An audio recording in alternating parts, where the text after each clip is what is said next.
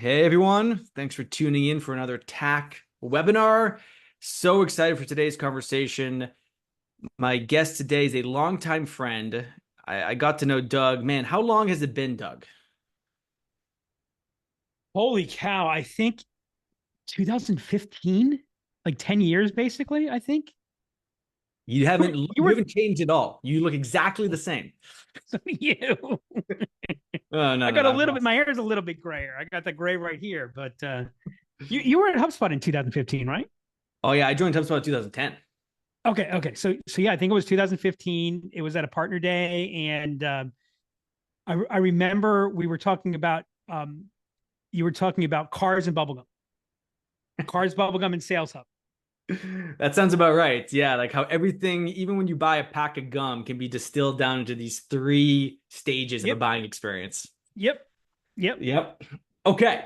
So, folks, today it's going to be an action-packed conversation. We have multiple visuals we're going to flash up on the screen. This is not going to be your standard webinar where we just talk and present slides. We want to make this very engaging. We want to have you ask questions throughout it. We want to, make Doug feel uncomfortable. No, I'm just kidding.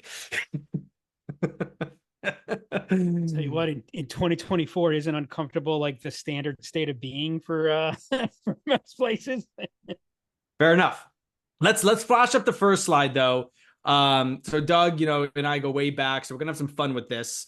But let me pull up the deck, and he can do a quick intro. I'll do a quick intro, and then again, like I said, we're gonna get right into the presentation pretty quickly. In the content. So you all should be able to see the slide. You're at this webinar about how to craft an integrated go-to-market strategy. Doug, do that quick intro for everyone.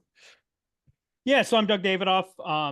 Founded Lift Enablement in oh my gosh, I like completely lost track of when I founded it, 2004. So we've been doing this for a while. We've really changed our focus probably three key times. So we're like in version three. Um, what what we do is we've always taken a structural approach, really try to figure out what are the things that successful companies are doing that, Mark, if you notice successful growth companies, when you look at what they're doing, it looks like it takes less effort than the companies that aren't getting that I call the juice for the squeeze factor. And then my most recent claim to fame is I translated, basically the last 20 years of experimentation and work into, there you go. Yes. Rock on, the revenue acceleration framework, the best-selling award winning, I might add. That guy right there. Whoop, There right we there. go. There we go. Rock on. See, I Yep. got some back there too. We got a giveaway coming up. So yeah. I love it. I love it. Yeah, so Doug and I go way back. HubSpot is where we met. Do a quick intro of myself. I've been in what B2B tech for a long time, Doug. A long, long time. Probably, I don't know. We've seen a lot. And I love ping pong, by the way. We have an event coming up at Inbound in a few weeks. So if you're coming to Inbound, drop a giddy up in the chat. We'll invite you to this event at Spin, a ping pong experience, if you will. We're doing it with Terminus. But what I do now, after doing some stints at HubSpot, Drift, AirMeet, we provide on-demand go-to-market services. And the number one thing, Doug, people ask us about is what's on this next slide. And this is the number one thing we help people solve is how do we integrate what we're doing across marketing, sales, our product strategy, customer success elements into a united, unified approach to matching our marketing and sales, etc., to how people actually buy today. Because it has changed and it continues to change. So, folks, on this slide, this is what we're talking about today, right, Doug? Did I miss anything? No, you did not. You did not. This is what we're talking about. And it's interesting because I think the biggest challenge when we talk about how the way people buy has changed is the change has been in type as opposed to in degree. So like the words are the same, the elements are all still there, but the fundamental place, the where and the how, this is why we're going to start off with defining your game, Yep. is, I think it was like, I started seeing this 2011, 2012. I started talking about this regularly, and it was good is no longer good enough. And, having been born into a family of small business owners, entrepreneurs. My parents ran a travel agency for my until I was a full adult. As a matter of fact, the first company that I started was with my parents and brother advising travel agencies. It was like so much of small business and even large, billion-dollar plus companies. They serve that middle ground. You always had that choice to be great. Jim Collins has done all this stuff on good to great, but it used to be, what good was where there was this big center of good, and you could win customers, make good margins, but like that middle ground between technology, sophistication, I think one of the big elements of the Great Recession, going way back to the financial crisis of 2008, 2009, is I have a friend who's a big poker player. He likes to say it wiped out the fish, right? So now everybody that's there has that basic capability. So you really have to draw a clear distinction. We were talking about this before the webinar started. You have to really define, like, why are you here? Why should people pay attention to you? And if you're not playing your game, and it is so easy to fall into playing someone else's game. When you're not playing your game, that's when all the craziness and mishigas and friction, or really what I like to call sludge, really hits hard. Well, I love this next visual that you created for everyone, which is, again, the first thing we're going to cover, defining your game. This is a great visual and a great set of questions to bring into annual planning discussions. I mean, maybe even before then, Doug, but annual planning's happening now. It's going to happen between now and the end of the year. Like, walk us through these, quickly, because we have a lot to cover, but this is one of the ways you got to frame the game.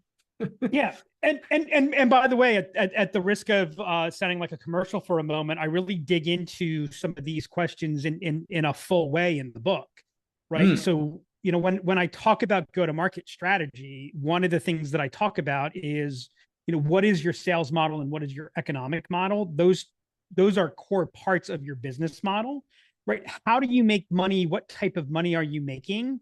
And, PLG is obviously a really common, popular approach. That's one model. If you're a PLG model, then you shouldn't be playing large capital sales game. But if you're a large capital sales company, right, you shouldn't be playing the PLG game, because the models conflict. So really understand, how does your company generate customers and money, and how can you exploit it? The most important question, if you forget everything else we talked about today, I mean, Mark, I'm sure you're going to say something worth remembering even more than this. But for me, if you forget everything I said, the most important question you can answer is, who do you want to be a hero to? Right? Who do you want to be absolutely indispensable for? Who do you wake up in the morning and go to sleep at night thinking about their problems? That's where you become great. That's where you draw that distinction. We spent so much time segmenting our products and segmenting solutions that we miss that the real power is segmenting segmenting the customer, the who, right? And more importantly, segmenting the problems. What's the problems that you solve better than anybody else? That's the start of any good integrated campaign, by the way, folks. What Doug just said, it's both from a go-to-market overall strategy and business strategy approach, but then when you build a campaign, which we're going to get very specific into today, you start with the who and the why. Yeah, and I'll tell you the thing that's interesting, and I don't mean to give away our secrets here, like the real secret sauce, but I find the challenge that companies have, that people have with both sales and marketing, on one hand, to me, is really confounding, because if you think about it, what's the basis of sales and marketing? Someone has a value proposition, right? Which is a promise that solves a problem that's important to somebody. And a problem that somebody has that's important, it causes pain, right? Now think about this. If you have a problem that is important to you and it is causing you pain, what do you want to do? You would like to get rid of the pain. Fix right? it. So if I come in, this whole idea that I have to convince you to do something, Yep. that's where we get ourselves into trouble, right? What I need to do is get the static out of the way so that people can understand, oh yeah, this could help me. And then I find sales take care of themselves. Yeah. No, agreed. Agreed. No, I like that approach. I like that. So define your game, number one. And we're going to have a framework that helps you do this at the campaign level in a moment. Second step, build your team. And every marketing team, Doug, as you know, and every sales team, every company looks different. There isn't one org chart, right?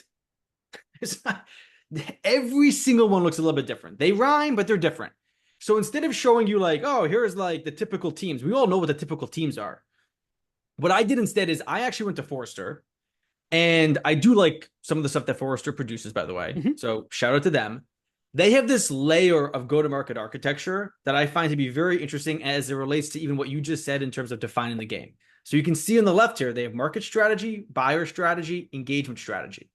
So from a team standpoint, as you think about campaign execution and campaign planning, well, you first have to understand where do we play? What's the market? What's the game? Right? Right. Those are the segments. Those are those things you were just talking about.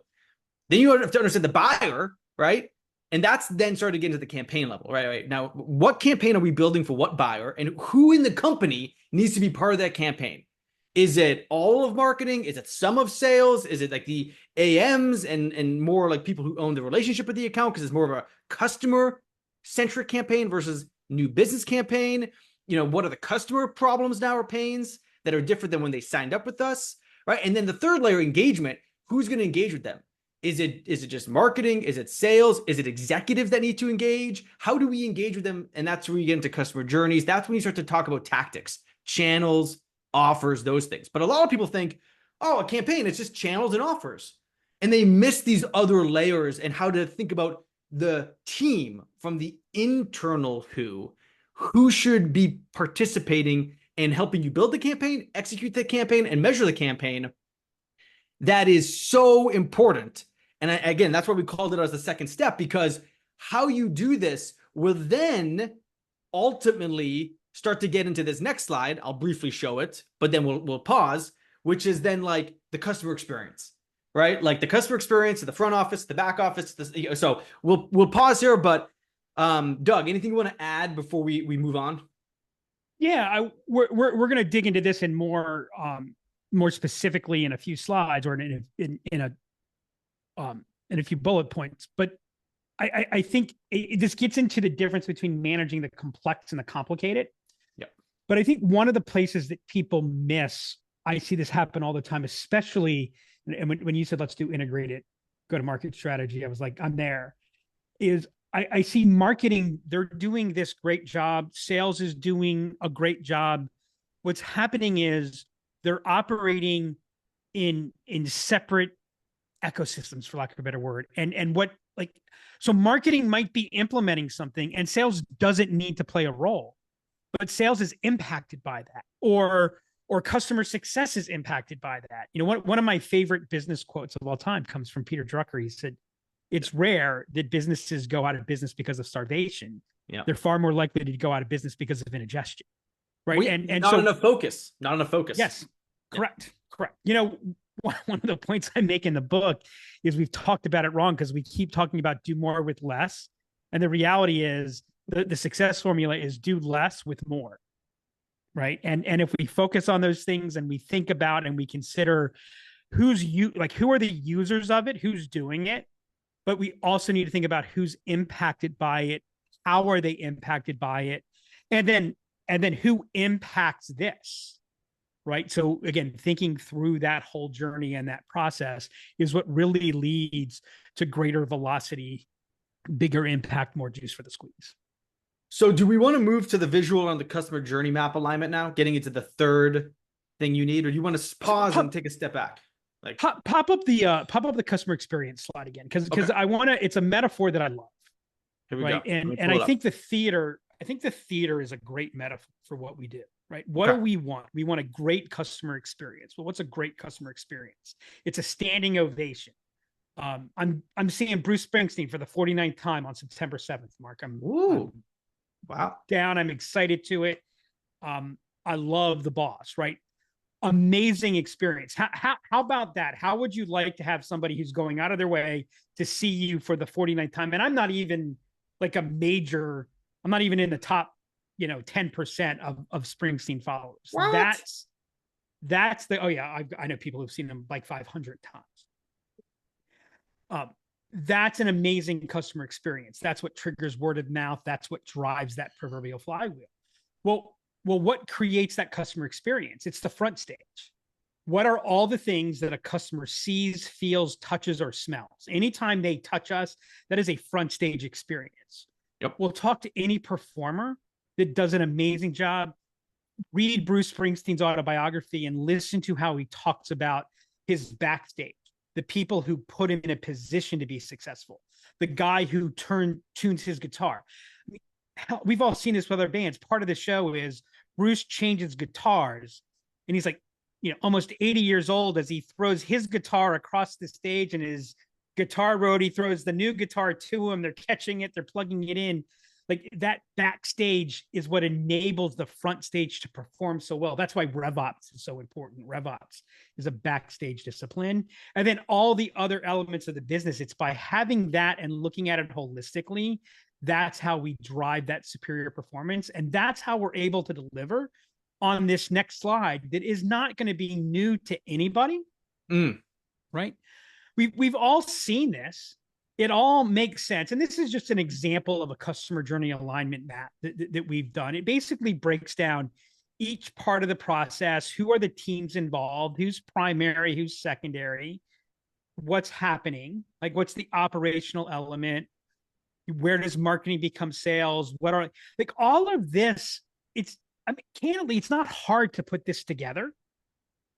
What's hard is actually making it real, right? To integrate it together. Integrate it together. That's because, like, right now, like, look, these are literal silos, like columns. Correct. Right.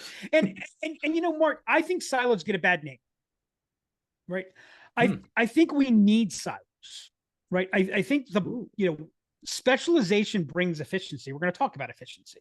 Right. Specialization brings efficiency. Specialization brings focus. Right. If we don't have silos, if we don't have constraints, then I don't have any focus. Right. So there's nothing wrong with silos. But think about it. Where does the term silo come from? It's a farming term, right? It's how we store things. But that silo is integrated into a broader process so that it's basically there to allow you to address constraints and bottlenecks. It's the realization that while this silo might be in and of itself, there's also an interdependence. And so defining that experience from accounting, and I'm not saying everybody on this call needs to go like, what is the role that accounting plays in? But from your support processes all the way through to your, to your sales process, to your big annual campaign, to your show, that solving for the whole is always going to work better than solving for any individual component. And I think that's the piece that people miss, and that's why this is so hard. Agreed. And before we move on to the fourth thing, which is messaging and positioning, number 3 was around the customer journey. We talked about it holistically from its like macro view. But when you think about a campaign standpoint, Doug, what is the ideal? It's usually more than one journey, but what's the journey? Someone going back to the who are you going after with this campaign? Who are you targeting? Who are you trying to engage? What's that front stage experience, and what needs to happen front stage? What needs to happen backstage for this campaign to be successful? Right. So that's the key thing, folks. Like, so if you don't think RevOps needs to be involved in all of your campaigns, you're probably wrong. Like, RevOps should be involved in every campaign. I remember when I was at Drift, we would build integrated campaigns, and we'd always have someone on the RevOps team supporting us in executing, setting up the campaign, executing the campaign, measuring the campaign, learning from it. Yep. When you were at HubSpot, one of the things that Brian Halligan talked about was the famous beer game popularized at Sloan School, right? Which is really a really simple systems logistics game of this beer becomes popular, people start ordering it, and just the craziness of what happens. Yep. And the reason it's such a famous simulation is because it demonstrates how systems work, right? And and while automation is great and the technology enables us to measure, the difficulty is we have this tendency to measure recency far more than what matters. Like Yes. you and I talked about it one time, and I think this is Yep. the biggest issue with modern lead gen is a new lead shows up 10 times more easily than someone who's been in your orbit for a year, 3 years, 5 years. And it's like, well, wait a second. Actually, that one who's been in our orbit for 3 to 5 years, who's familiar with us already, that's actually more valuable. We got to account for the lag, and that's why RevOps needs to be involved, right? RevOps Yes. is like what RevOps is what's bringing that holistic element, allowing that specialization and allowing that focus. Agreed.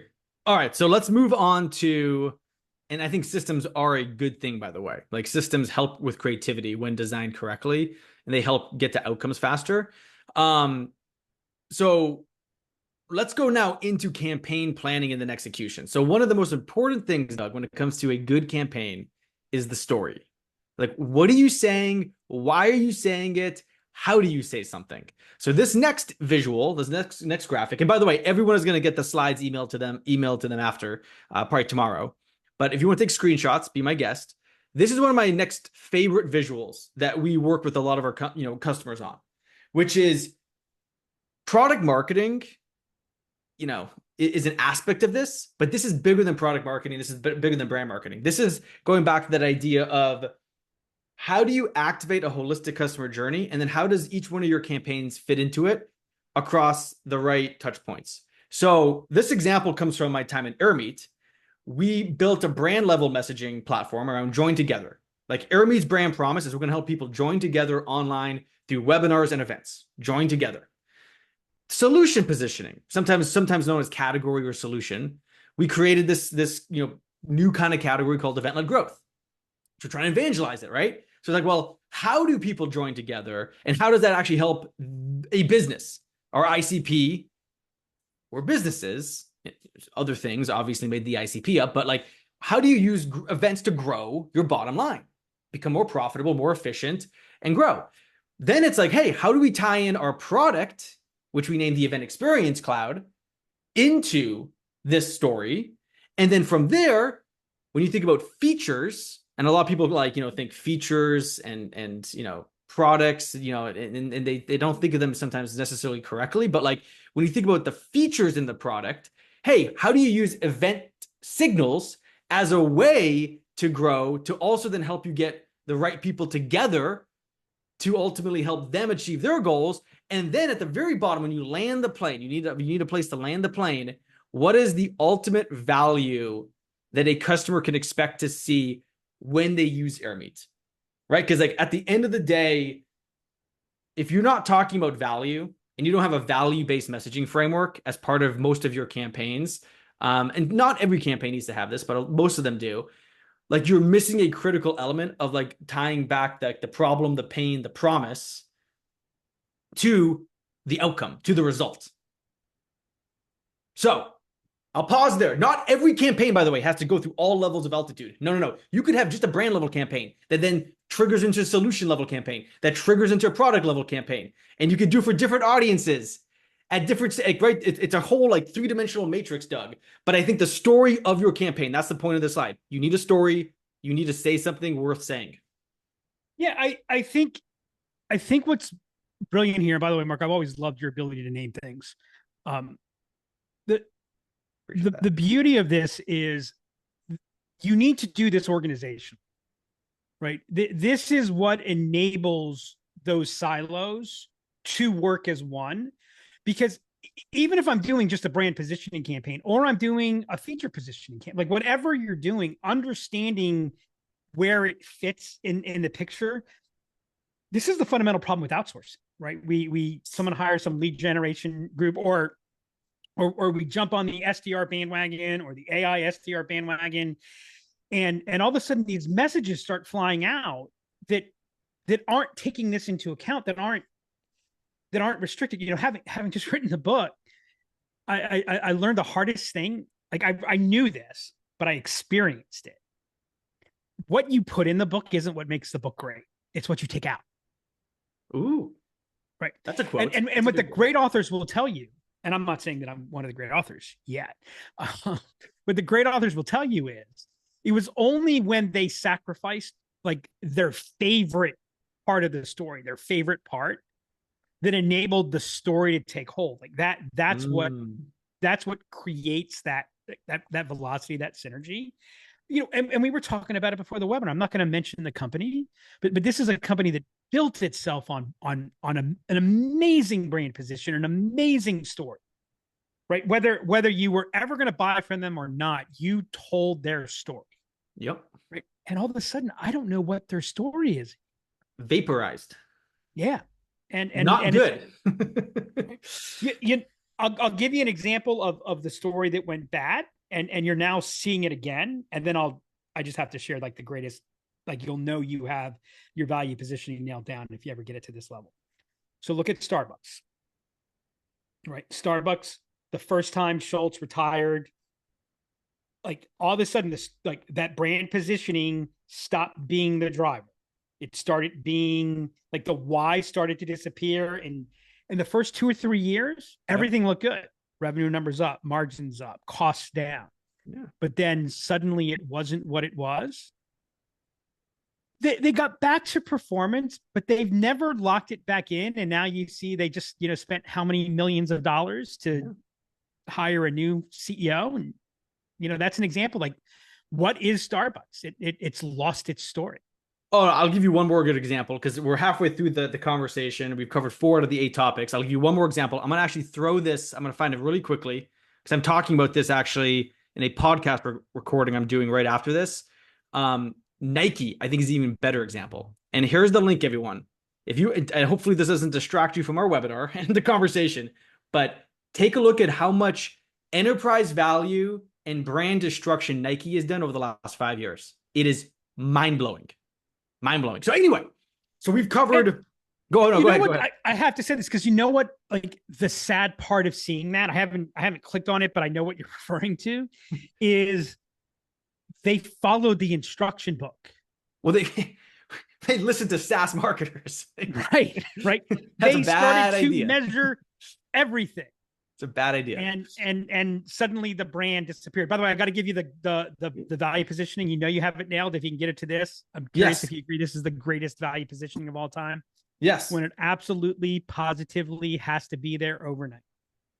Yeah. I mean, UPS or FedEx. Yeah. Right. Yeah. But that was FedEx when everyone thought their competition was a letter and they were charging $100 to send a 1-page document. No. Yeah, exactly. No. So folks, I just put in the chat too what we've covered so far. And again, you will get the slides the next day. If you're listening to the recording, you should have the slides. If you don't, like, let Doug or I know. We've defined the game. We've built the team at high level. You map the customer journey and you're going to write the messaging and positioning for the campaign, right? And again, like think of a campaign as a micro element of the macro thing. What is the macro thing? It's the company, the brand, the product, like what you sell, right? And each of these campaigns is like is supporting that, right? It's supporting that in a different way. And one of the next things you'll see is an actual example of an integrated revenue campaign, how to structure it. I'm so excited to show this. Before we do that though, let's go backstage, Doug, and let's talk a bit more about RevOps and the RevOps component to all this. So I'm going to pull up my screen again, and we should all see this now. The 7 keys to successful RevOps helping you execute integrated campaigns. And Mark, since we don't have 5 hours, I'm going to avoid my impulse to try to talk about each point individually. I'm going to hit just on a couple ones. The first one, and what I want to get across, like this is the key to the difference between what I like to call strategic RevOps and at best tactical RevOps. That is, we get lost by trying to manage the complicated when what we're really doing is managing the complex. What's the difference? Complex means there is no one thing. Like a machine, I was talking to a client of mine the other day, and again, we were talking about the beauties of 2024, and he started off working as a service tech, right? And he said, the days of, I think he said, if it wasn't for my knees, back, and hip, I might think about going back to that again. I said, the beautiful thing about a machine is when a machine breaks, you can fix it. There's a reason that it broke.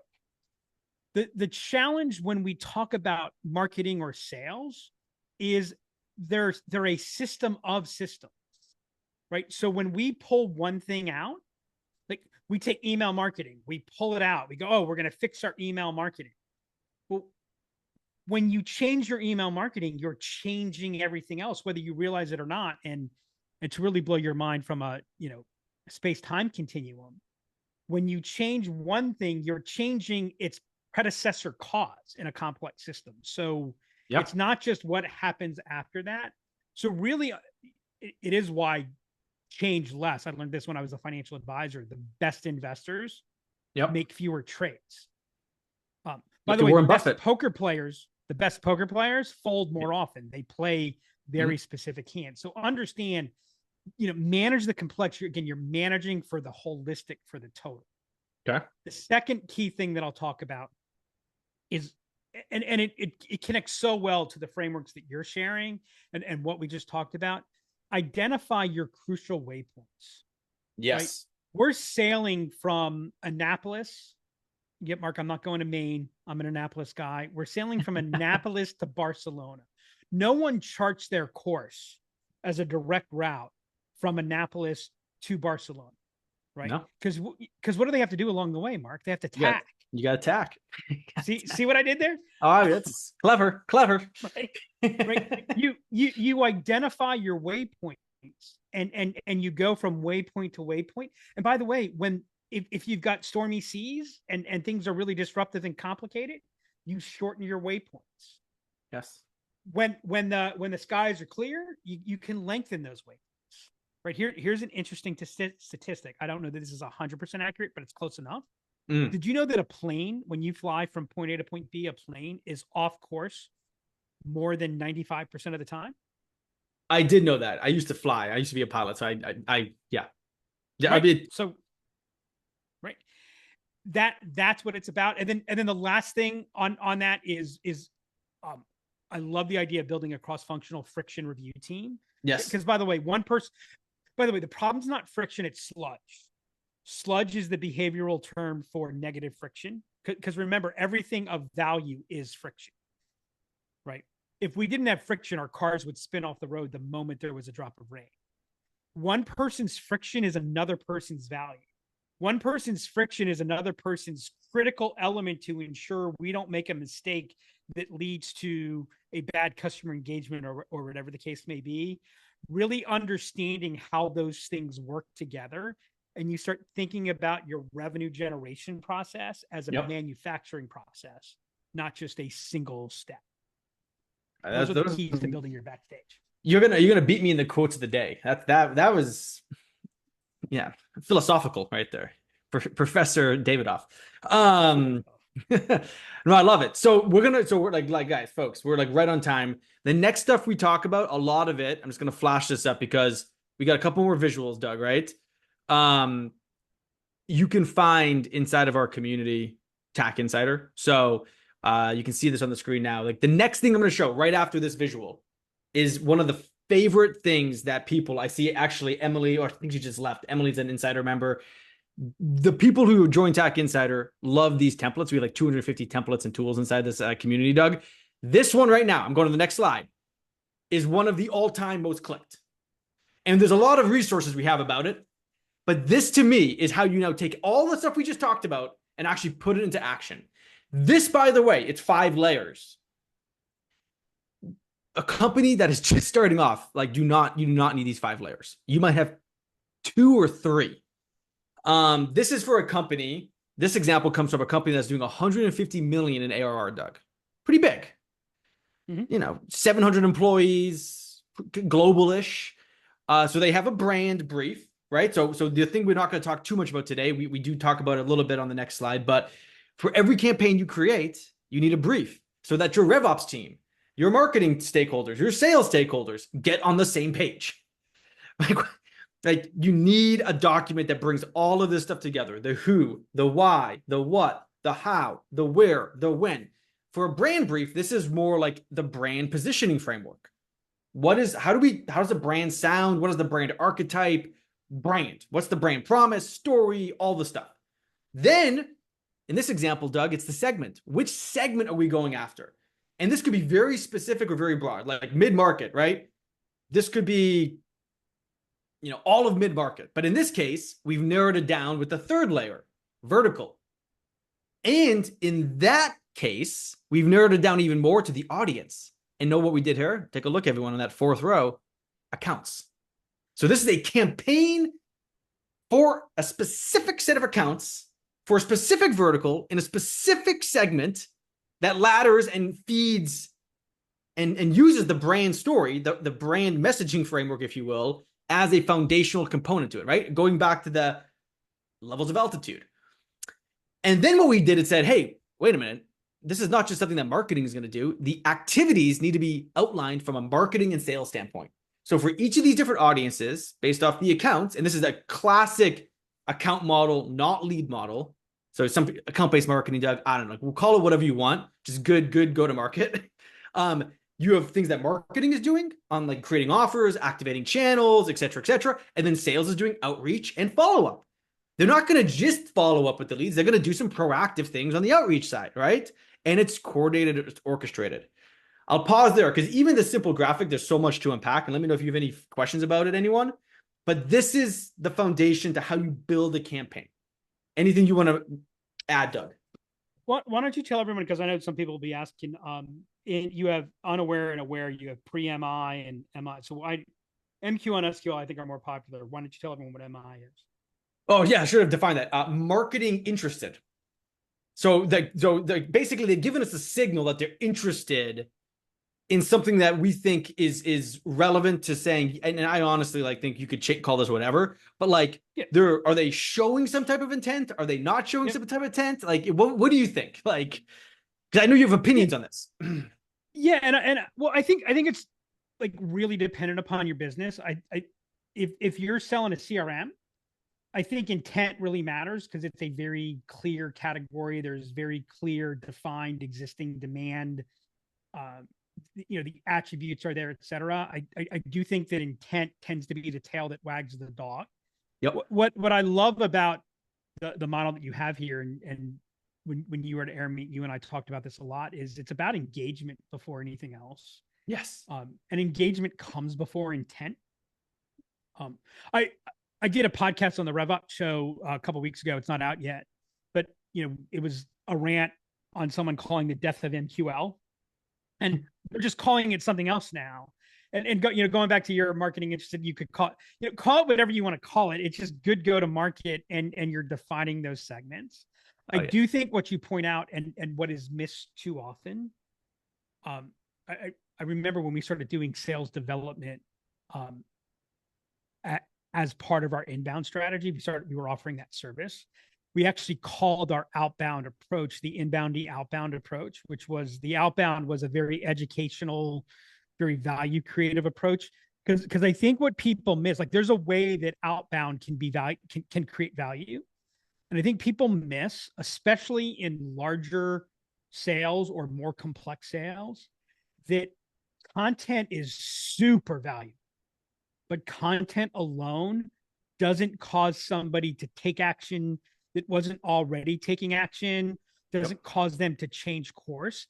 And sometimes you need somebody to nudge, to add that piece of friction that creates an awareness that goes, oh, right. And if you've done those briefs and the things we've talked about, people are going to appreciate it, right? They might not be in the market for it. Well, no, you're right. You're right. And actually, let's talk about how you create that kind of interest, that hook through some education. So on this next slide, pull it back up now, Doug, this is some of the most important components of a campaign brief. There's many other components of a campaign brief, depending again, how big and wide this campaign is. You need a theme, and that theme needs to have hooks in it, right? There's so why care, right? So you need a theme.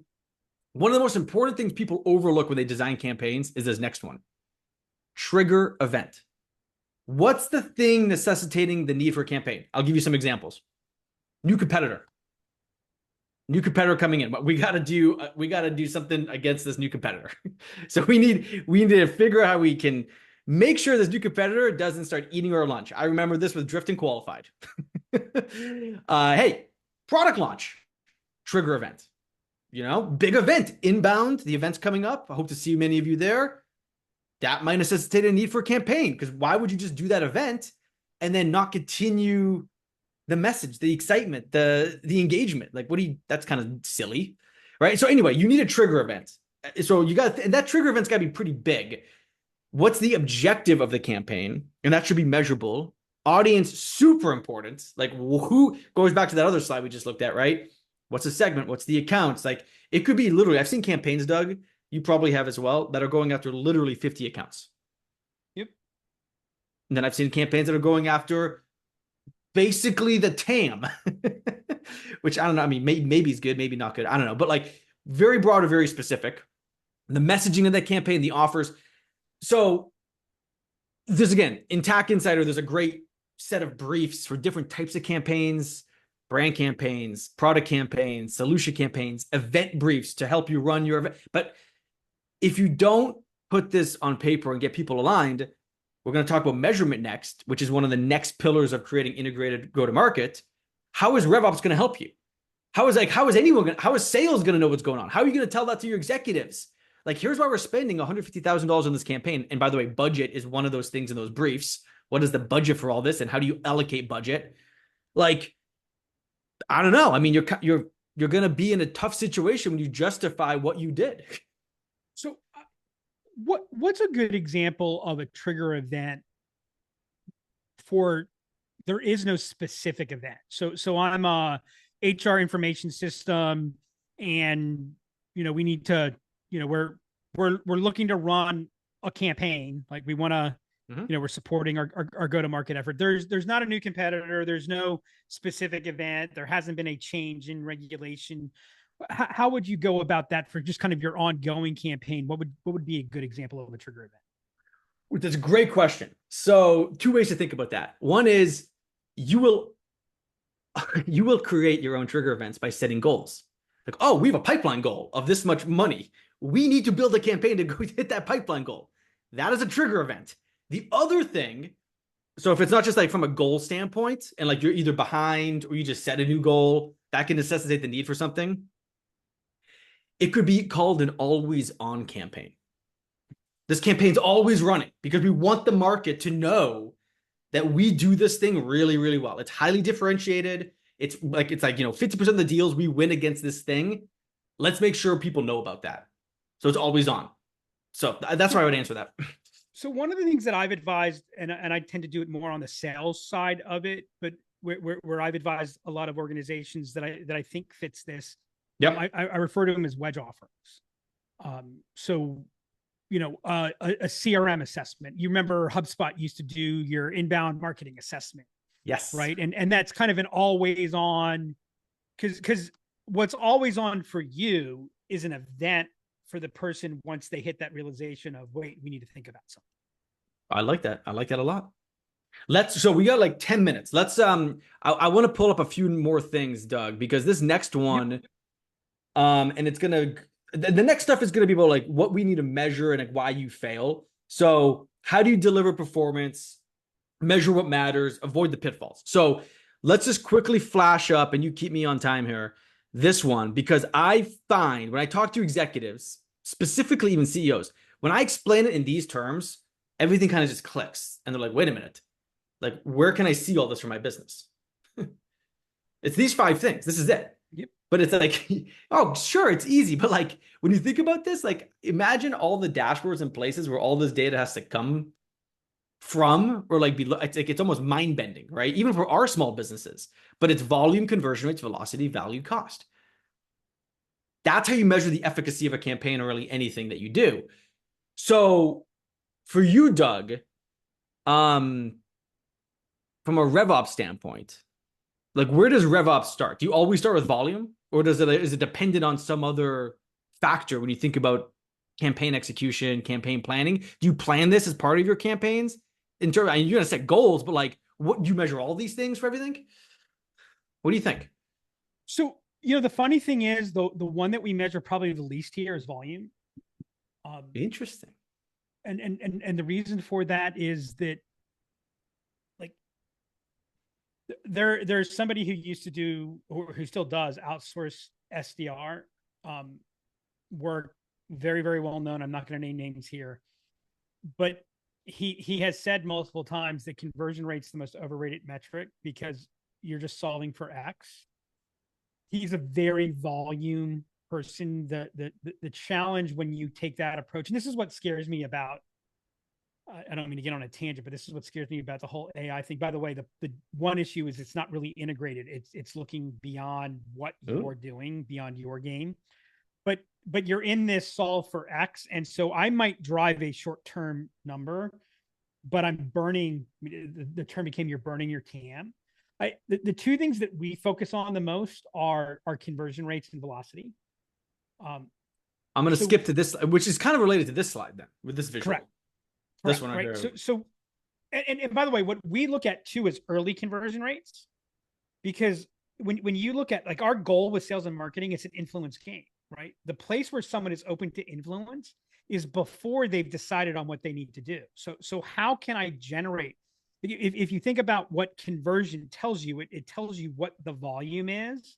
How can I maximize my throughput, right? How can I get, again, the most juice for the squeeze? So if I can generate engagement, right? I don't need you to want to buy something. I can't control if you have the problem or if the problem ranks high enough for you to do something about it right now. Like, this was some of the challenge that you had at Airme, right? Yeah. People had the problem, but it wasn't a high priority problem. It was a new thing that they thought about. And so when the measurement was all about revenue, like, okay, well, wait a second, we're discounting that early part to really manage that, and we were stuck between those two games, which then connects to velocity, right? So Mark, this, we changed the name of the company from Imagine to Lift. The reason we changed the name to Lift is because I was talking, and I talk regularly about the principle of lift, right? How planes fly. Yep. Right. Velocity above the wind above the wing is greater than below the wing. It creates a vacuum and it pulls the plane up. That's that's velocity, right? That enables you to go farther, faster. And your logo, Mark, shows that. I think we have Correct. our brands actually speak to what we do, which is, by the way, part of this whole thing when it comes to integrated approach to your go-to-market. Correct. So anyway, so how can we, what are the things, my favorite thing to do was a what causes sales analysis, right? That's what I want to focus on. And if I can influence what causes sales, then again, the result takes care of itself. So you have two slides here that we want to get through. Hopefully we'll see why RevOps initiatives fail, the cost and impact of the failure to integrate. Which one do you want to start with? Let's do why they fail. And because the second one I can do really quickly. Okay. Why they fail. This is really important because the point we're trying to make too during this whole conversation, folks, is you can't run integrated campaigns without RevOps. If you haven't picked up on that, I just said it. It's extremely hard to do all this stuff, right? You could have the best messaging and best offers, best everything, but if you don't have the backstage, the back office, and the support systems, like, stuff is going to get really weird really fast. Yep. And so we talked about the first one already. It's a holistic experience. You've got to manage for the whole. Okay. Right? The second reason, in today's game, you're not implementing integrated go-to-market strategies without technology. And once you bring technology to play, your data structure and architecture is the game. So if you have not paid attention to the data structure and architecture, you're going to be in quicksand. And by the way, I see people get lost on the idea of clean data. And I'm not saying that clean data isn't helpful, right? But what I'm saying is the idea of clean data, dirty data, that's a symptom. What's really happening is the data architecture isn't clear, or it's too inflexible, right? You've built it for, I've analyzed hundreds of playbooks, and the fundamental problem I've seen in most playbooks is they only have one play. They take the sale from the beginning to the end. No, and even Bill Walsh realized you have to adjust the plays that you're calling. You've got to account for the user. Mark, how many campaigns have you seen that's like, well, have you thought about who's using it? Have you thought about Yeah. what's happening? Start, Or have you thought about how many other emails you're sending or whatever else is going on? start with the who. Right. And the last thing, and this applies to this applies to everything. I'm going to go way back to when Colin Powell was the chairman of the Joint Chiefs of Staff, and he was testifying before Congress, and he said indecision has cost Americans, American businesses, and governments billions of dollars more than poor decision has. The thing about strategy, and when you talk about what is strategy, strategy is choice. Mm. And I'll tell you, it's scary to make a choice. Hmm. Did you know that the word decide and the word homicide both have the same suffix? They both mean the same thing. Side both means to kill. When you decide, you're killing your options, right? Hmm. And so what happens is, and you've seen it, right? I'm not going to name companies, but we've shared the experience with some of them. They put one foot into the initiative because it makes all the sense in the world and they're excited, but they never take the other foot out of the other thing. And now all of a sudden they're playing middle of the road and they're not in either place. And then suddenly that story disappears and et cetera. So you've got to make the choices. It goes back to focus. We said that, right? Like, make a choice to focus. Make it like. And by the way, don't tell me what your choice is. I'll see what your choice is. The actions that people are taking, that's the choice that you've made. So this is perfect here for this last visual, the cost of failure.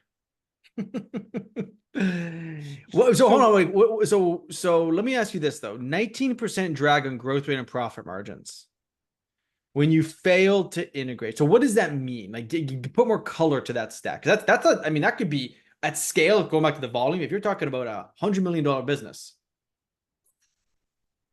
Well, if you're talking about $100 million, shit, what if you're talking about $1 billion business? But Mark, even if you're talking about $1 million to $5 million business, Doesn't matter, because right? that 19% drag compounds. So it's even right? worse. Yeah. Right. Right. So this is research from Serious Decisions of looking at, the distinction between organizations that have a demonstrated holistic, strong RevOps function, are delivering aligned communications and so forth versus those that are close. And by the way, this is a comparison to the middle group, not comparing the top 20% to the bottom 20%. It's comparing the top 30% to the middle 50%. So it's not a huge issue, but those drags, and by the way, the place where it hits, tech benefits from the fact of very, very high gross margins. We work with a lot of traditional industries that are in that, in that 35 to 60% gross margin. Yep. A 5% impact on gross margin. If you're at 50%, that's like a 10% hit on revenue. That's a huge number, right? It's a huge number. So yeah, that it's huge. I think your favorite, I thought of you as I was putting the first one down. The difficulty if you don't integrate is you're competing with Ant. Yeah. I mean, so what do? Well, we do this and we do this and we do this and we do this and we do this, right? The biggest issue I've seen with people in their go-to-market, especially their message, is they compete with their own message. It's 100%. Not their competitors that the problem is. It's they're not delivering a single message. We're kind of guilty of this with our even small business, right? Like, I think we finally distilled it down, but like, we also had two brands at one point, like Club PF and TACK, and like, what the fuck? What are we doing here? Like, what are we doing? We're going through the same thing. I'm looking at it going, wait a second. I think maybe we're doing things. We're offering to do a broader set of things than companies that are 10 times our size do. So maybe we need to focus on it. And it's tough. Yeah. Well, I mean, let's end it with this, and then we'll look at one more thing before this. But like, this is like, you can't solve upstream problems downstream. So unpack this a little bit for everyone. Yeah. So, the tendency that we all want to do is we want to jump in and we want to start doing things. And especially in the beginning, how hard can this be? How complicated can this be? Again, sometimes it's not complicated, but it's always complex. And so I call it the inverse friction principle. If we don't account for it up front, why do you need to do the brief? Because if you don't think about why you're doing what you're doing before you do it, you can't learn. And And all you've done is transferred all the friction and disruption to the point of execution. And then you throw your hands up and you say, why can't I get anything done? Yep. Right. And so what's happening is we're solving the problems that we should be solving upstream. We're waiting for kids to fall into the river, and we're figuring out how do we save them from drowning, rather than someone saying, well, what if we put a barrier between this and this that would prevent the kid from, by the way, that's a true solve upstream problem. Yeah. Well, it's also play the game before you play the game. Yep. I'll leave it with that. And then I'll congratulate you again on this book. I have the book. It's awesome. I mean, I can't believe it's 200 pages. It is packed with information. So you're going to give this away to someone, it looks like? Yeah, we're going to give it away to 10% of the people that enter. So the more people that enter, the more that we're going to give away. How about that? I like that. We'll fuse it as part of the follow-up email.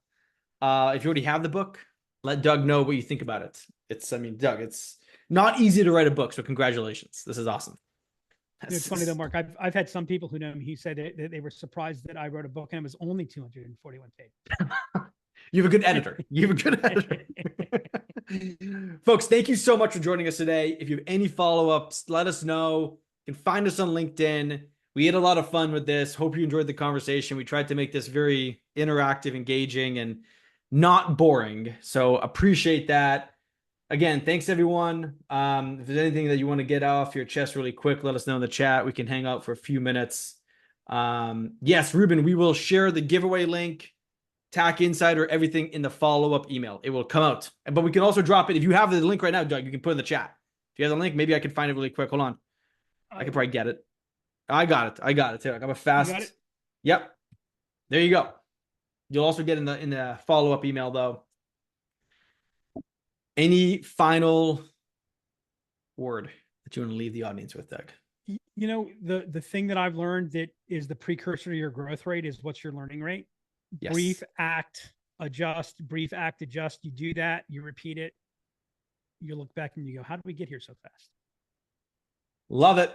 The game is won before it's fought. That famous proverb. I think it's a proverb. It's a proverb now.